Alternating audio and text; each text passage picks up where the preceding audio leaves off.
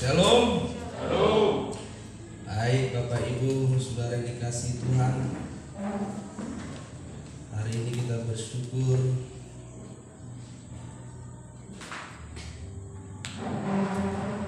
kita masih diberi waktu dan kesempatan untuk memperingati hari kebangkitan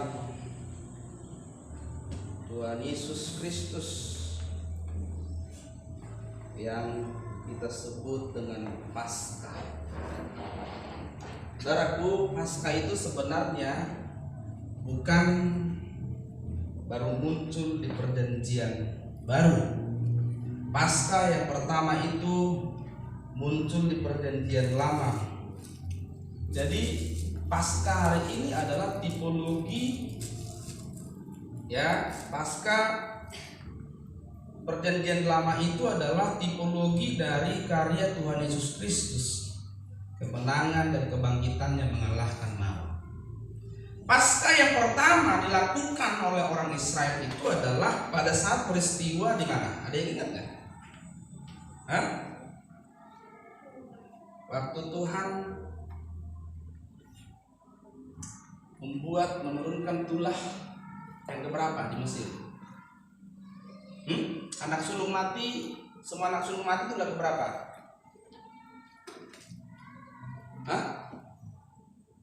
Biasanya ke-1, yang bilang yang kedua, ada yang bilang ketiga, ada yang bilang keempat. Ya paling nyampe 10, kan 10 tulah doang. Anak sulung mati tulah ke tulah terakhir lah. Tulah terakhir itu tulah keberapa? Ya, biasanya kalau orang udah pernah kayak saya baca juga sih. Ya, waktu pada saat Tuhan berkata, kamu memotong domba dan taruhkan darahnya di pintu kemah. Ya, supaya apa? Supaya ketika maut itu datang, maka orang yang ada darah domba di pintu rumahnya, maka rumah itu dilalui. Jadi Paskah itu dalam bahasa Ibrani yang disebut Pesak. Artinya adalah dilewati. Artinya dilewati dengan makna diselamatkan dari maut. Ya. Maka pada saat itu pun, pada waktu itu pun Allah memerintahkan bangsa Israel untuk makan roti tidak beragi, dan besoknya setelah lewat tulah ke-10 itu mereka bebas dan keluar dari Mesir. Jadi hari ini kalau kita memperingati Paskah, itu sebenarnya tipologi dari apa yang Tuhan lakukan kepada bangsa Israel dulu. Kalau Yesus mati di kayu salib lalu tidak bangkit, nggak ada gunanya. Ya, tidak ada gunanya. Waduh, mati terus, tidak ada kebangkitan. Kalau Yesus tidak bangkit, maka kebangkitan itu adalah sebenarnya di situ adalah bukti bahwa Allah sudah mengalahkan maut, dan itu adalah kemenangan bagi orang-orang percaya. Kalau kita baca itu, saudaraku, jelas di dalam Keluaran pasalnya yang ke-12 dikatakan juga peristiwa yang dialami oleh bangsa Israel. Keluaran pasal 12 ayat 13. Waktu Allah memerintahkan umat itu memercikan atau mengoleskan darah di pintu rumah mereka. Untuk apa? Supaya apabila aku melihat darah itu, kata Tuhan, maka aku akan lewat daripada kamu. Kehadiran Allah di situ untuk memusnahkan, membawa kematian. Dan oleh darah itu, maka Allah akan melewatkan, tidak akan mengambil, memusnahkan anak-anak sulung pada saat itu. Nah, itu sebabnya keselamatan pada saat itu pun yang dialami oleh bangsa Israel, itu ada bagian yang harus dilakukan oleh umat itu. Yang pertama, jangan ada perkeliaran di luar. Kata Tuhan kan, semua masuk rumah. Waktu Tuhan itu lewat, waktu malaikat pencabut nyawa itu lewat, jangan ada yang di rumah, jangan ada yang di luar, jangan berkeliaran. Semua masuk rumah dan taruh darah domba yang telah kau potong itu di pintu rumah. Kira-kira kalau umat Israel pada saat itu berkeliaran di luar, selamat apa enggak? Enggak. Jadi selalu saja bicara tentang keselamatan yang dari Tuhan, itu selalu harus ada respon dari manusia yang akan diselamatkan. Itu sebabnya hari ini kalau kita belajar mengenai kebangkitan sebagai orang Kristen, kita harus juga mengalami kebangkitan Kristus. Firman Tuhan berkata, barang siapa yang mati bersama Kristus, dia juga akan bangkit bersama-sama dengan Dia. Jadi kalau kita mati bersama Kristus, kita pasti bangkit bersama Dia. Kalau orang mengalami kematian bersama Kristus, dia pasti juga mengalami kebangkitan, sama seperti Kristus yang sudah mati dan bangkit. Nah, pertanyaannya apa sih makna kebangkitan itu? Kalau kita baca firman Tuhan dalam Roma pasal yang ke-6, Roma pasal 6 ayat 1 sampai 14. Bapak Ibu Saudara yang dikasihi Tuhan, bagaimana kita mengalami kebangkitan? Orang yang mengalami kebangkitan, dia harus mengalami kematian dulu. Tidak ada kebangkitan tanpa kematian. Kematian kita itu adalah kematian terhadap dosa, sama seperti Kristus yang mati menebus dosa. Jadi orang yang mengalami kebangkitan dari apa yang kita baca ini adalah orang yang mati bersama Kristus. Kematian Kristus itu adalah kematian terhadap dosa. Itu sebabnya dalam ayat 10 dikatakan sebab kematiannya adalah kematian terhadap dosa. Kalau Yesus mati, kita juga mengalami kematian. Dalam kematiannya berarti juga kita harus mati terhadap dosa. Dan orang yang mati terhadap dosa, buktinya apa? Dia pasti bangkit karena Kristus bangkit. Nah, kebangkitan itu apa? Kebangkitan itu dalam ayat 10 dikatakan kehidupannya adalah kehidupan bagi Allah. Jadi orang yang mengalami kebangkitan itu adalah orang yang hidup dalam hidup yang baru. Ayat 4 dikatakan dengan demikian kita telah dikuburkan bersama-sama dengan Dia oleh baptisan dalam kematian, supaya sama seperti Kristus telah dibangkitkan dari antara orang mati oleh kemuliaan Bapa, demikian juga kita orang percaya akan hidup dalam hidup yang baru. Jadi kebangkitan itu adalah hidup dalam kehidupan yang baru. Tapi perhatikan baik-baik, orang yang tidak mati terhadap dosa tidak akan memiliki kehidupan yang baru. Jadi kalau kita mau memiliki kehidupan yang baru, kita harus mati dulu terhadap dosa. Ini perjuangan yang berat, mematikan dosa dalam hidup kita, mematikan natur dosa dalam hidup kita. Itu bukan perjuangan yang mudah, itu perjuangan yang berat. Itu sebabnya perjuangan mematikan dosa dalam hidup kita. Karena itu perjuangan yang berat, bukan perjuangan yang ringan. Kita harus sungguh-sungguh berjuang dengan seluruh kemampuan dan daya upaya yang ada pada kita oleh tuntunan dan pertolongan Roh Kudus. Roh Kudus pasti mau menolong kita. Roh Kudus pasti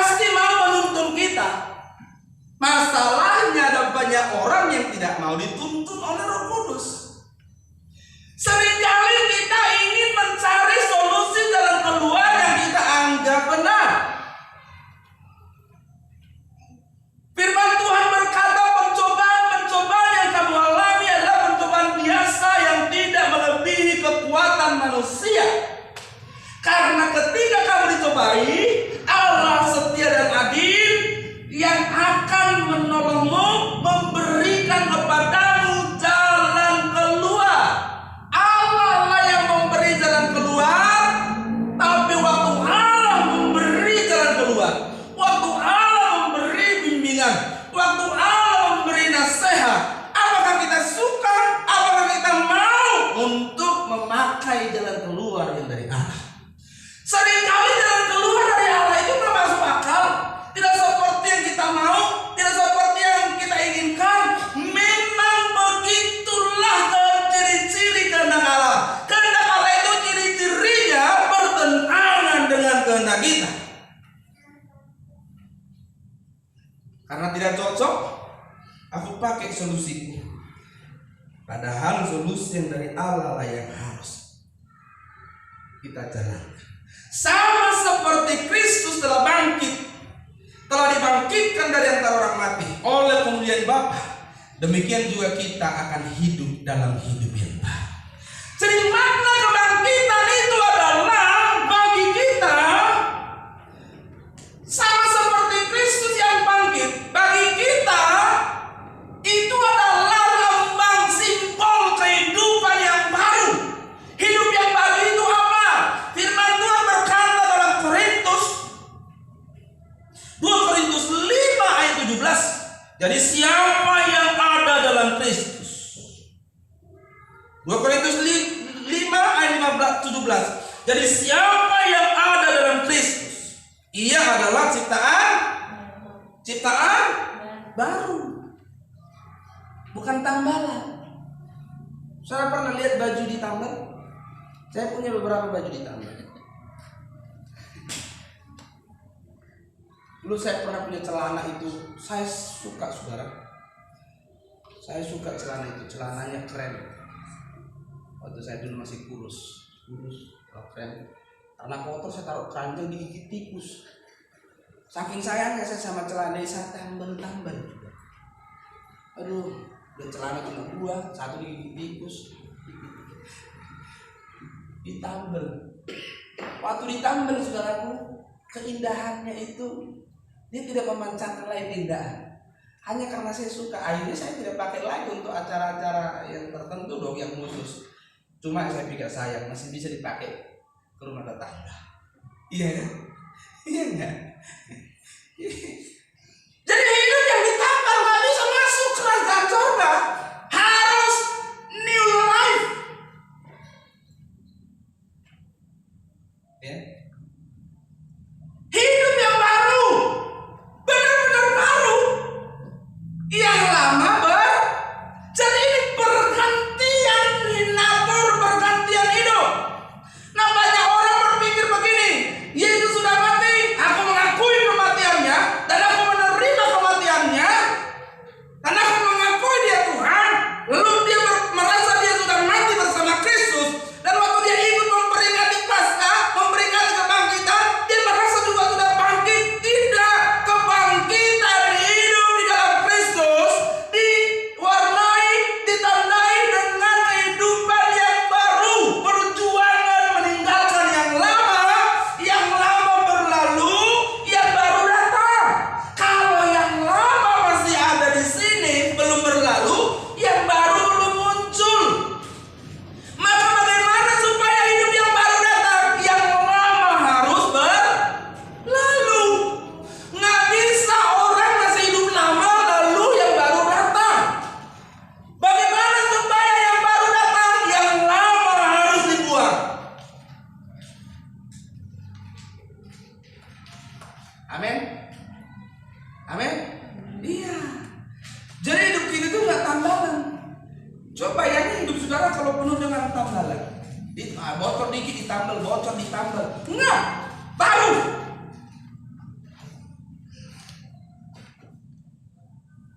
Bukan seperti baju saya. udah sobek.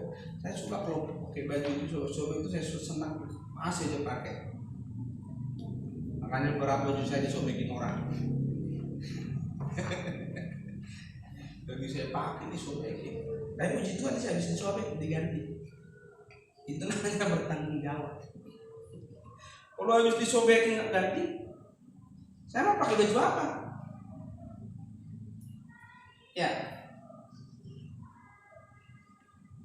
Hidup yang baru.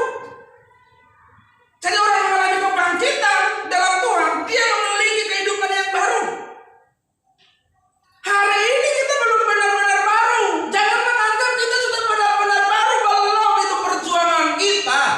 Kita terus berjuang satu demi satu. Yang lama itu kita buang, satu demi satu dibuang. Jangan sampai ada yang ditumpuk. Setiap hari kita harus membuang satu demi satu. Karena banyak kali dosa dalam diri kita. Banyak kali hidup yang tak berkenan dalam hidup kita kepada Tuhan. Jangan kita berpikir sudah selesai. Waktu Yesus berkata sudah selesai, itu tanggung jawab dia yang selesai. Tanggung jawab kita belum.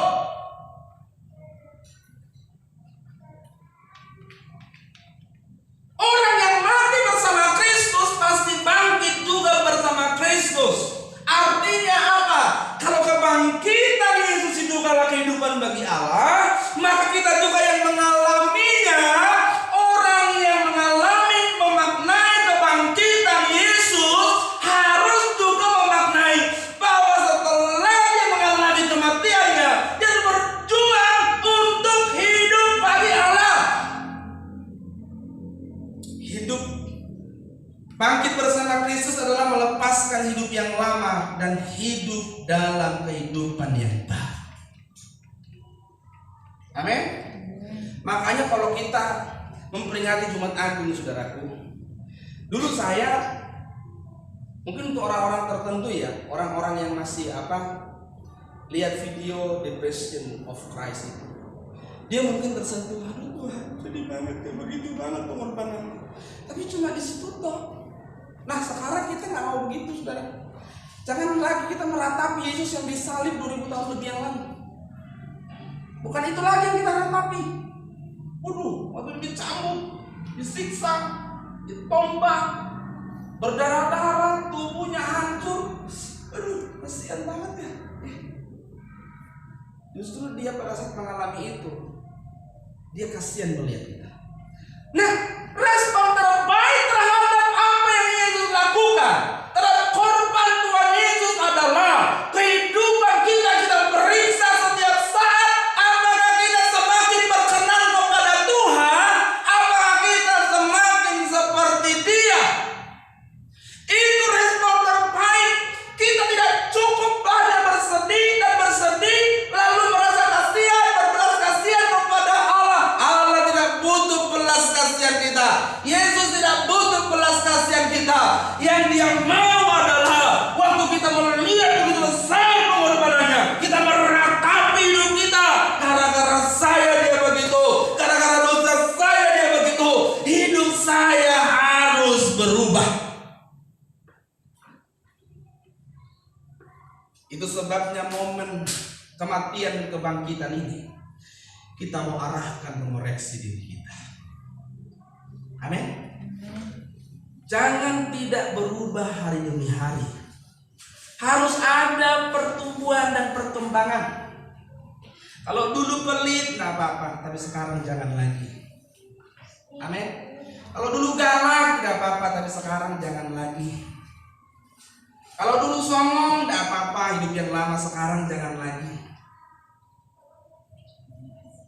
Ya. Orang pelit, orang malas tidak akan masuk surga. Kenapa? Karena orang pelit itu pasti tidak mengasihi sesamanya. Benar nggak? Ada orang bilang, aku sayang kamu, tapi dia tidak mengasihi sesamanya. Nggak, pasti nggak mengasihi sesamanya. Orang yang tidak mengasihi sesamanya tidak mungkin mengasihi Allah.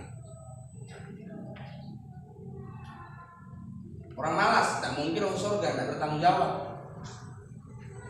Tidak mungkin orang tidak bertanggung jawab masuk surga. Ya, Tuhan cuma malas ini, hal sepele. Nggak ada orang malas kerjaan surga. Seandainya pun ya berandai-andai ada orang yang silap masuk, ketahuan banget lah kalau di surga, ditendang lagi ke neraka. Nah, karena kita di surga pun nanti terus akan bekerja dalam kehendak Allah.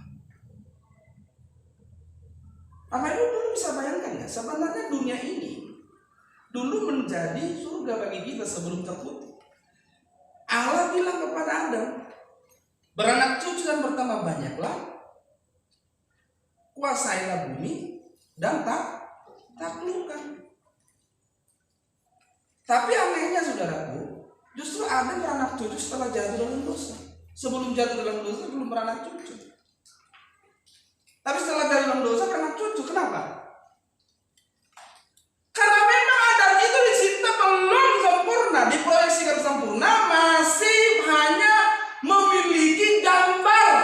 Maka manusia itu diciptakan segambar dengan Allah. Tapi di ayat 26 direncanakan segambar dan serupa.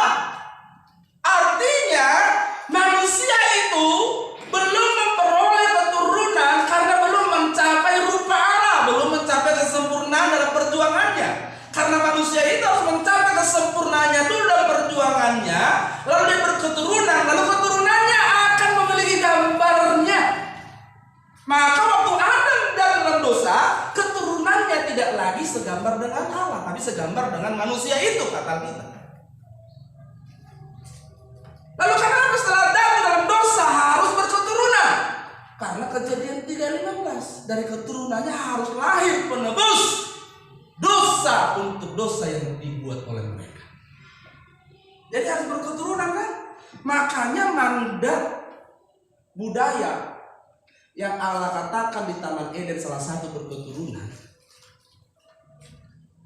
Sampai waktu manusia dalam dosa pun itu tidak dicabut mandat yang satu. Mandat itu tidak dicabut, manusia tak berketurunan. Kenapa? Karena memang Allah merencanakan melalui keturunan perempuan itu nanti akan lahir sang penyelamat. Ya, wah itu luar biasa saudara, kasih Allah itu. Jadi kasih Allah itu udah rencanakan dari dulu, sayang betul dia sama kita. Aduh, jadi kalau dia datang ke dunia, dia datang ke dunia bukan untuk memberi kenyamanan di bumi, enggak, karena bumi ini sudah produk gagal. Dia akan akhiri dan gantikan ini dengan langit baru, bumi baru. Dia datang ke dunia menebus kita dalam menebus dosa-dosa kita supaya kita berkesempatan di tempat yang baru, langit yang baru, bumi yang baru. Di sanalah kita akan mengalami yang namanya kebahagiaan sejati. Di sana tidak akan ada orang yang tersinggung, sebab di bumi sudah lulus dia soal tersinggung. Di sana tidak ada orang yang kepahitan, karena di bumi dulu sering dia dilukai sampai kepahitan, akhirnya sampai lulus dia kepahitan. Di sana tidak ada lagi orang yang bikin ulah. Nggak ada lagi di sana suami yang suka nyakitin istri, istri suka nyakitin suami. Apalagi suami yang suka mukul istri, nggak ada di sana. Iya kan? Seleksinya kapan? Bukan di pintu surga nanti seleksinya. Seleksinya hari ini. Jadi nggak di pintu surga nanti. Seperti cerita drama lawak Batak itu. Mau surga? Ditanya sama malaikat apanya itu? Apa kerjaanmu di bumi? Pendeta? Ke neraka kau. Kok ke neraka? Aku pendeta? Iya. Kok sopir metro mini tadi ke surga? Iya. Aku pendeta ke neraka. Sopir mobil tadi yang ugal-ugalan itu bawa mobil kok ke surga? Kenapa bisa begitu? Nah, karena waktu kau khotbah semua jemaat mengantuk. Kata dia nggak dengar kebenaran. Tapi waktu Pak supir itu bawa mobil ugal-ugalan, semua penumpangnya berdoa supaya selamat. Nggak begitu modelnya masuk surga. Hari ini seleksinya, amin. Ini seleksinya, bukan nanti ngantri di pintu. Akhirnya ditanya siapa namamu? Nggak begitu. Apa pekerjaanmu?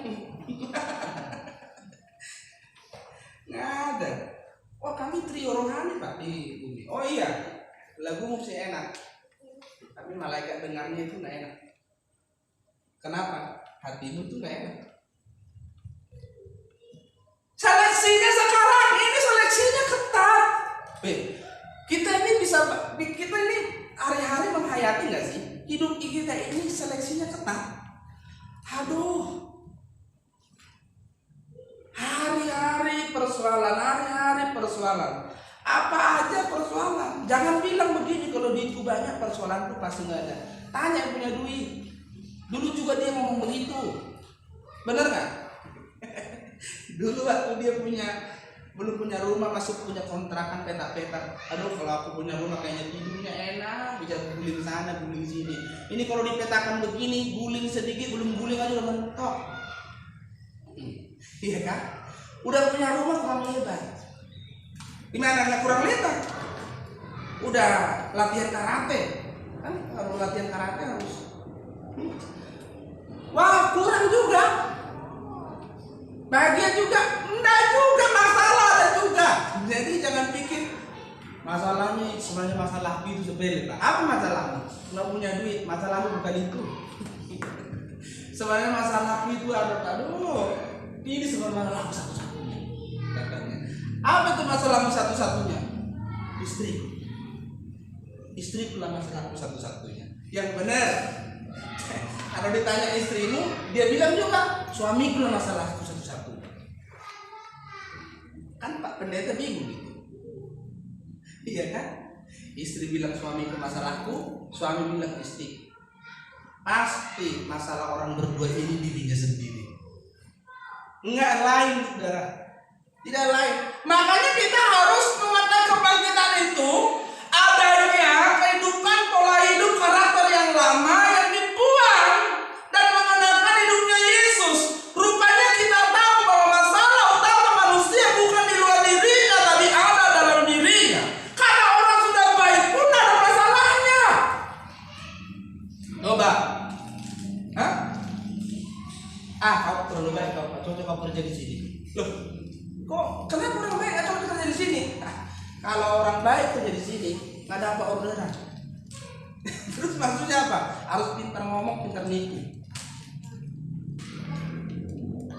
Ada pekerjaan begitu kan? Kalau orang jujur nggak diterima di situ. Kenapa? Kalau orang jujur nggak dapat orderan. Coba, orang baik saja ada masalahnya. Maksudnya apa? Yesus itu apa kekurangannya? Tapi dunia memandangnya salah. Bangkit bersama Kristus itu melepaskan kehidupan yang lama dan hidup dalam kehidupan yang baru. Berarti kebangkitan itu adalah hidup dalam kehidupan yang baru. Orang Kristen yang mengalami kebangkitan berarti dia hidup dalam kehidupan yang baru. Bagaimana kita memaknai kebangkitan? Kebangkitan itu adalah hidup bagi Allah. Ayat 10 dan 11 dalam Roma tadi dikatakan begini, sebab kematiannya adalah kematian terhadap dosa satu kali untuk selama-lamanya, dan kehidupannya adalah kehidupan bagi Allah. Jadi kebangkitan itu adalah kehidupan bagi Allah, hidup yang dilakukan semuanya hanya untuk Tuhan. Kolose 3:23-24 berkata, lakukanlah segala sesuatu seperti untuk Tuhan, bukan untuk manusia. Kenapa kita tidak bisa eksis konsisten berbuat baik, berbuat benar? Karena seringkali kita melakukan sesuatu yang kita lihat manusianya. Kita tidak bisa melakukan sesuatu yang baik dan benar, melakukannya seperti untuk Tuhan, bukan untuk manusia. Jadi waktu kita hidup melakukan sesuatu, walaupun manusia melukainya, walaupun manusia tidak menghargainya, kita harus punya pengertian dan punya pemahaman. Hidupku ini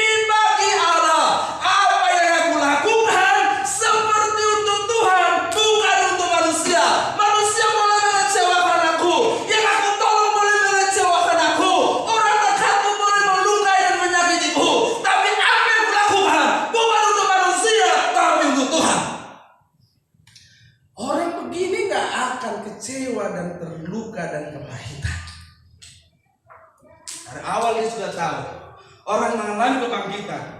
Hidup bagi Allah. Hidup bagi Allah. Segala sesuatu yang dilakukan seperti untuk Tuhan. Iya kan?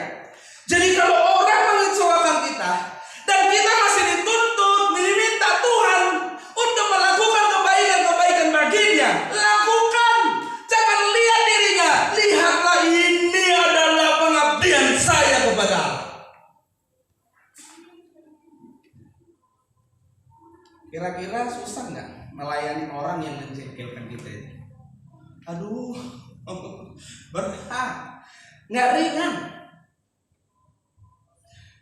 berat. Tapi disitulah kita berjuang menghancurkan, meruntuhkan segala harga diri kita, ego kita, diruntuhkan.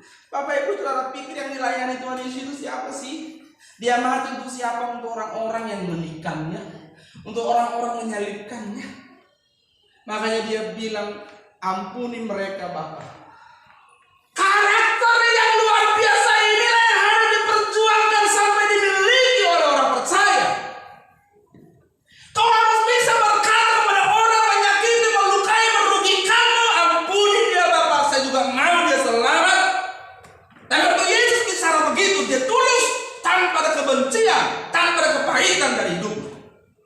Dia sungguh-sungguh ingin menyelamatkan manusia yang justru tidak mengenal dia, yang justru menyakiti dan melukainya. Dan orang itu tidak tahu bahwa Yesus yang sedang berkata, aku mati ini untukmu.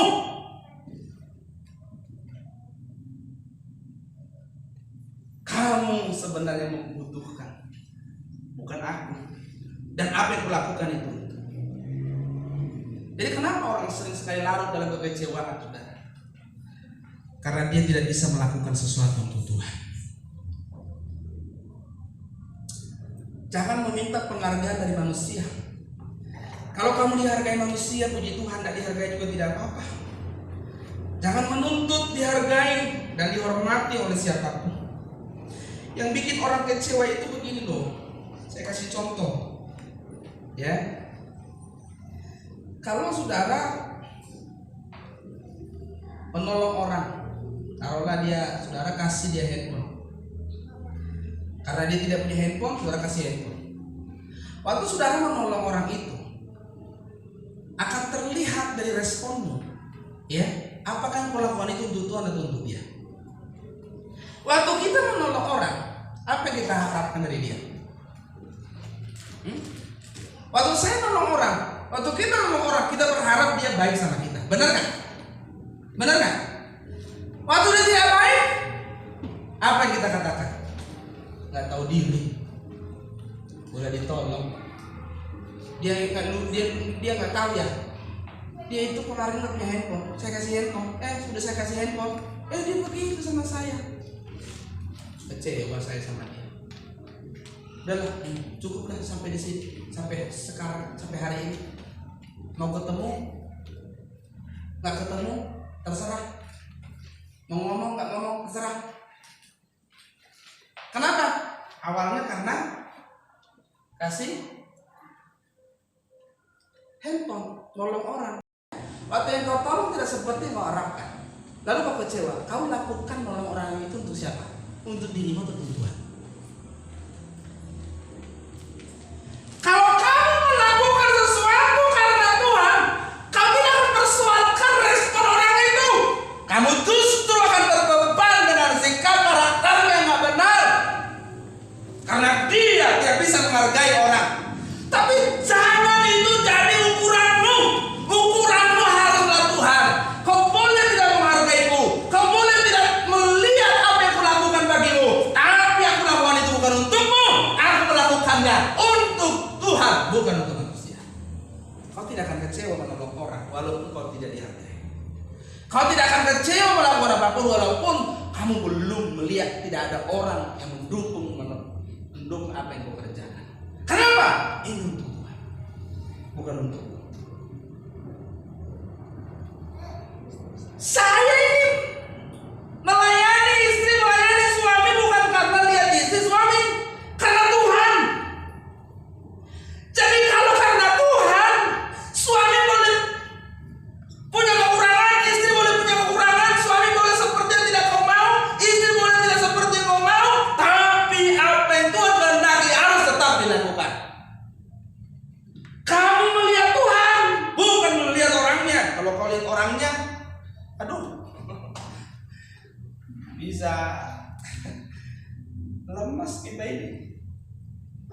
kan?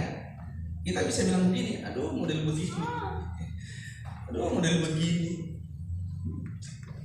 Makanya selalu saya bilang Bapak Ibu, kebahagiaan kita satu-satunya haruslah Tuhan. Amin. Kalau kebahagiaan kita satu-satunya Tuhan, maka kita akan bahagia memiliki orang-orang dan apa saja yang Tuhan percayakan bagi kita. Kalau kebahagiaan kita adalah Tuhan, kau akan bahagia memiliki orang-orang di sekelilingmu. Amin. Tapi kalau kebahagiaanmu itu lain dari situ, punya apapun kau tidak akan bahagia, selalu kurang dan kurang. Itu sebabnya yang terpenting dalam hidup ini adalah bagaimana supaya Tuhan senang, bukan bagaimana supaya saya senang. Ya, kita senang karena Tuhan senang. Jangan sampai kita senang Tuhan tidak senang. Karena Tuhan senang, kita senang.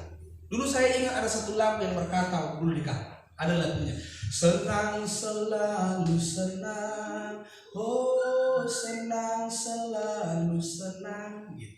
Apa yang lebih tanya? Selamanya Tuhan sertaku, selamanya Tuhan Yesus sertaku, senang selalu senang. Ya kan? Ingat nggak lagi itu? Kalau dulu di kampung itu rumah pasti doyan.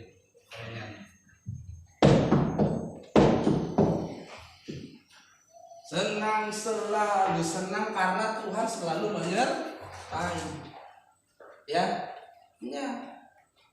Jadi jangan kau berpikir aku senang kalau aku punya suami. Aku senang kalau aku punya istri. Kata yang belum punya istri, yang belum punya suami bilang begini, kayaknya aku senang gitu. Iya kalau punya suami. Kalau kamu jadikan itu kebahagiaan, sumber kebahagiaanmu, kamu akan kuciba.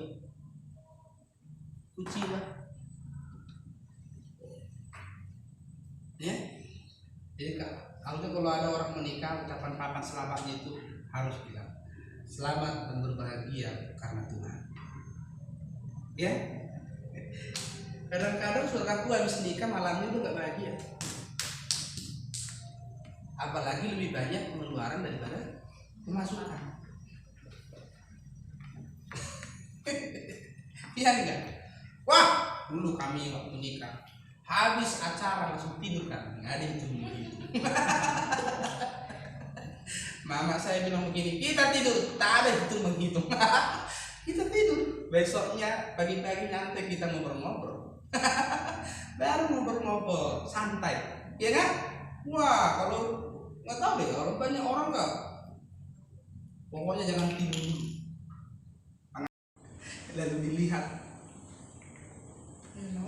masih keluar Indonesia. Wah, dilihat lagi sana, suatu itu, tapi baru panen bener ini. Aduh, jadi berkah. Coba, iya kan? Makanya kadang-kadang kita dilema kalau kasih amplop itu ya. Kita kasih nama kayak partner gitu ya. Nggak dikasih nama. Kalau dikasih nama juga isinya sedikit, nah motif main bayar.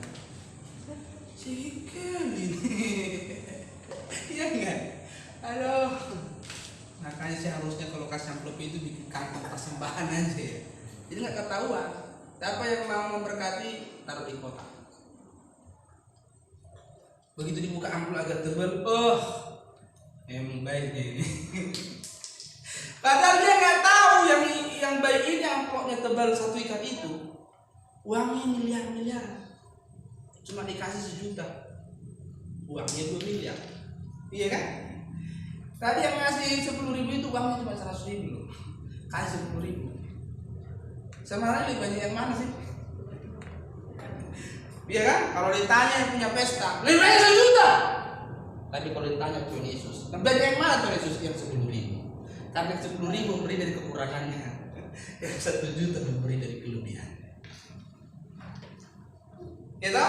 Tapi anehnya banyak orang pura-pura gak punya jadinya kalau memberi. Bapak ngerti lah Pak, ini juga dari kekurangan. Hidup bagi Allah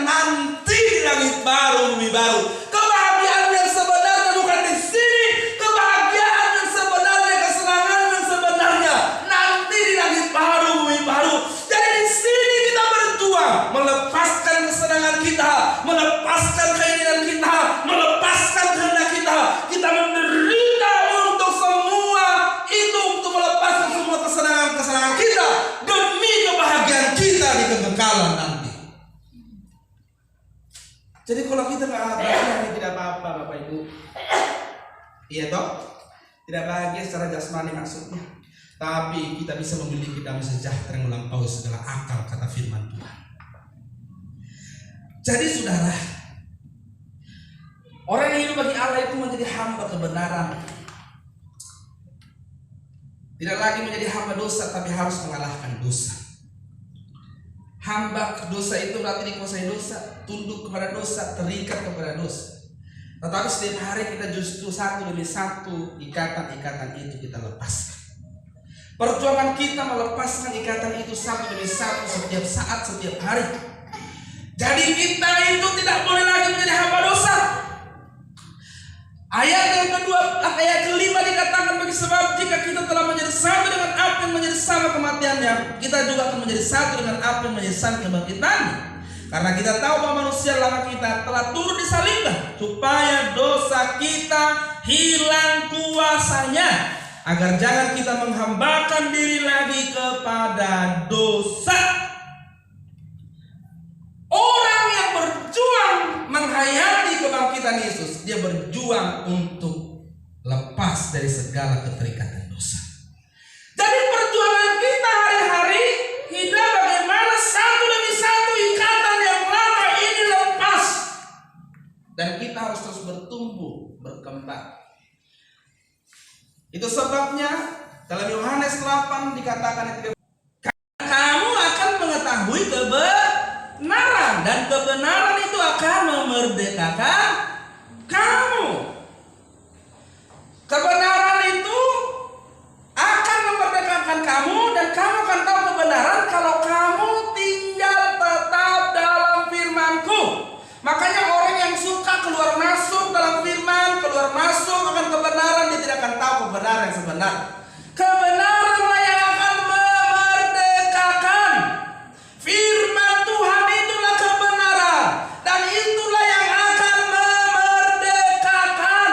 Kamu tidak dimerdekakan dengan hal yang lain. Firman yang kamu dengar, kebenaran yang kamu dengar, kamu tetap tinggal di dalamnya. Hari demi hari kamu diproses sampai kamu benar-benar merdeka. Jadi bukan yang lain. Kebenaran akan memerdekakan, membebaskan hidup dari semua yang mengikat. Itu perjuangan. Seluruh tubuh harus digunakan dengan benar. Ayat 13. Tubuh harus digunakan dengan benar. Dalam Roma tadi ayat 13 dikatakan begini. Dan janganlah kamu menyerahkan anggota-anggota tubuhmu kepada dosa untuk dipakai sebagai senjata kelaliman, tetapi serahkanlah dirimu kepada Allah sebagai orang-orang dahulu mati, tetapi sekarang hidup, dan serahkanlah anggota-anggota tubuhmu kepada Allah untuk menjadi senjata-senjata kebenaran. Maka tangan ini harus jadi senjata kebenaran. Seluruh panca indera jadi senjata kebenaran. Seluruh tubuh kita harus dipersembahkan bagi Allah menjadi senjata kebenaran. Tidak boleh digunakan untuk dosa. Maka kita harus sungguh-sungguh memikirkan, memperkarakan apa yang kita lakukan dengan tubuh kita, apa yang kita lakukan dengan anggota tubuh kita, apa yang kita kerjakan setiap saat, apakah sesuai dengan kehendak Allah.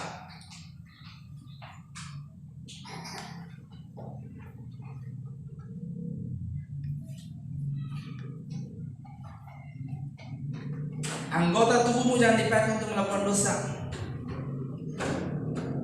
Amin. Kalau di jalan kau naik motor disenggol kaca spionmu, jangan cepat lari. Itu biasa di jalan. Ya.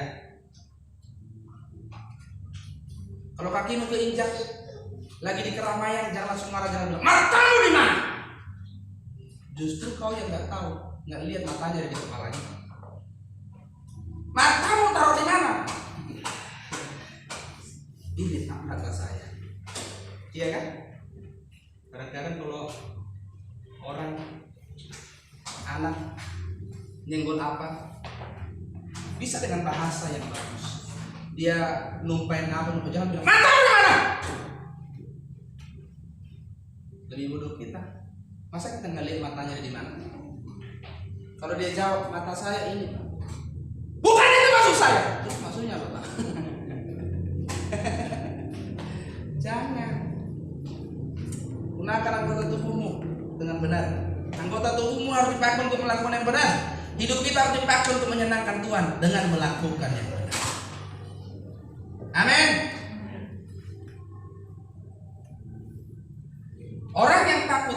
mati bersama Kristus, pasti akan bangkit bersama Kristus. Karena kematian dan kebangkitan bersama Kristus adalah satu kesatuan.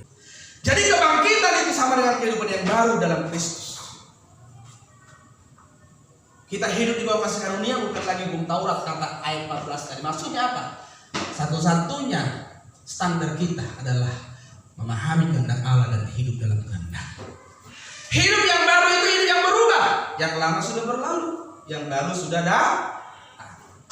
Jadi hidup yang baru itu bukan hanya sekedar beragama dan berliturgi.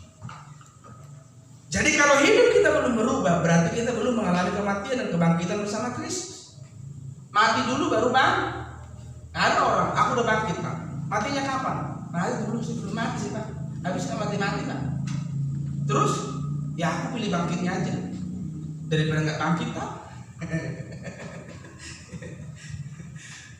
Daripada nggak bangkit Pak, ya udah Pak, nggak usah mati Pak, aku langsung bangkit aja.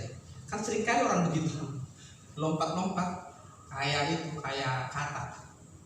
Nggak suka gitu meniti tangga satu demi satu.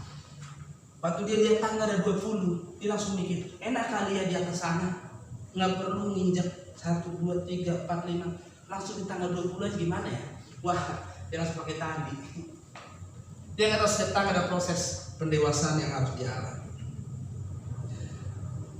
Hidup kita kalau belum berubah berarti belum mengalami kematian dan kebangkitan Kristus. Orang yang mengalami kebangkitan adalah orang yang seluruh tubuhnya, seluruh hidupnya dipakai hanya untuk kemuliaan Allah.